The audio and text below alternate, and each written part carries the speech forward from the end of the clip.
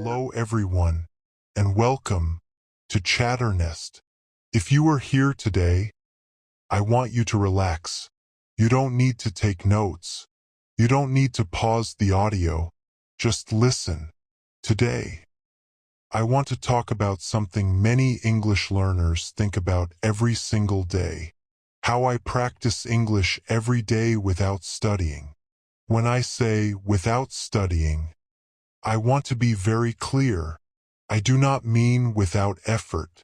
I do not mean without discipline. I mean without pressure, without fear, and without forcing myself to sit down and study like I am in school again. For a long time, I believed studying was the only way to improve my English.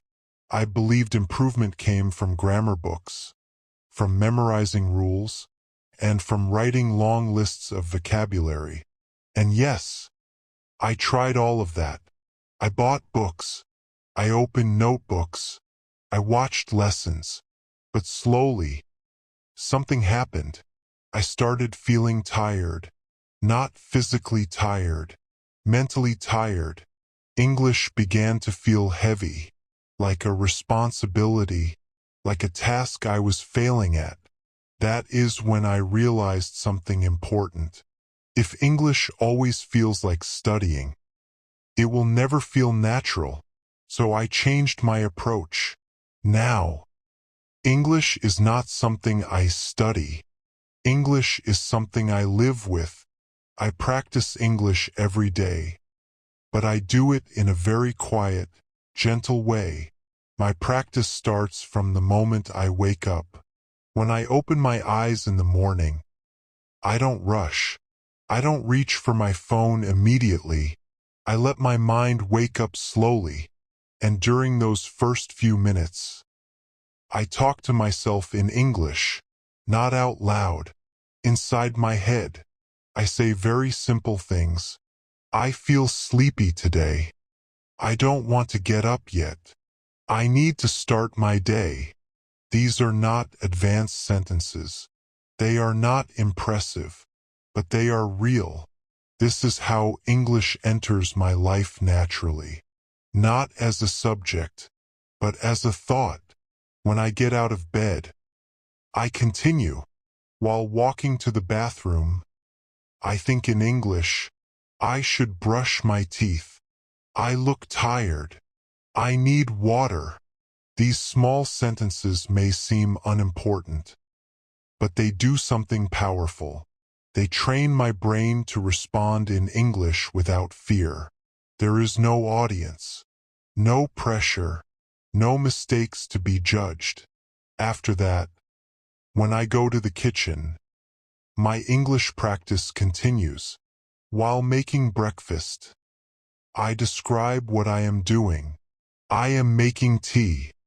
I am cutting fruit. I will eat something light. Sometimes I whisper. Sometimes I don't speak at all. I just think.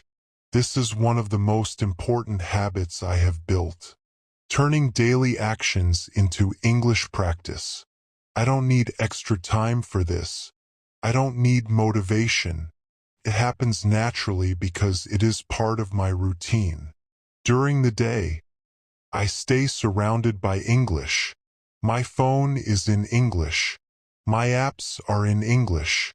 The content I consume is in English. Not difficult English. Not academic English. Simple, natural English. I listen to podcasts. I watch short videos. I hear people speak naturally. I don't understand everything. And that is okay. Understanding everything is not the goal. Exposure is the goal. When you hear English every day, your brain slowly adjusts. It starts recognizing patterns. It starts predicting sentences. Sometimes I hear a sentence that feels good. A sentence that sounds natural. When that happens, I repeat it. Not again and again like a robot.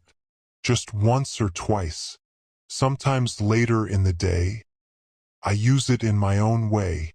That is how phrases become part of me. I don't memorize lists of expressions. I collect them naturally. Another way I practice English is by reacting to my own life. If something good happens, I explain it to myself in English. If something frustrating happens, I describe it in English. For example, if I am tired, I say, "Today feels long. I need rest. I don't have much energy." This kind of English is emotional, and emotional English stays longer in the mind. Grammar books don't give you this. Life does. One of the biggest changes I made was stopping myself from correcting every mistake. Before, every time I made a mistake, I stopped. I felt embarrassed. Even when I was alone, I overthought every sentence. Now, I let myself continue. Fluency grows when you keep going, not when you stop. I remind myself of this every day. Mistakes are not problems. Stopping is the real problem. In the evening, my English practice becomes softer. I don't force speaking.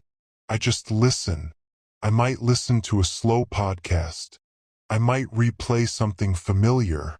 Repetition is powerful, but only when it feels comfortable.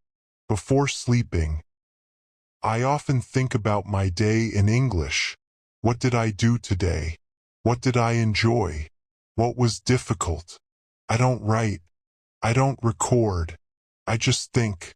This reflection helps me reuse the same vocabulary again and again. That repetition builds confidence naturally. The most important thing in my practice is consistency. I don't practice for hours. I practice every day. Even 5 minutes counts. Even small thoughts count. English becomes familiar, comfortable, normal. That is when confidence starts growing. You don't need to study all the time to improve your English. You need to live with it, touch it daily, hear it daily, use it daily. English does not need to feel heavy. It can feel gentle, can feel human. And that is how I practice English every day without studying. Thank you for listening to Chatternest. Speak slowly. Be patient with yourself and trust the process.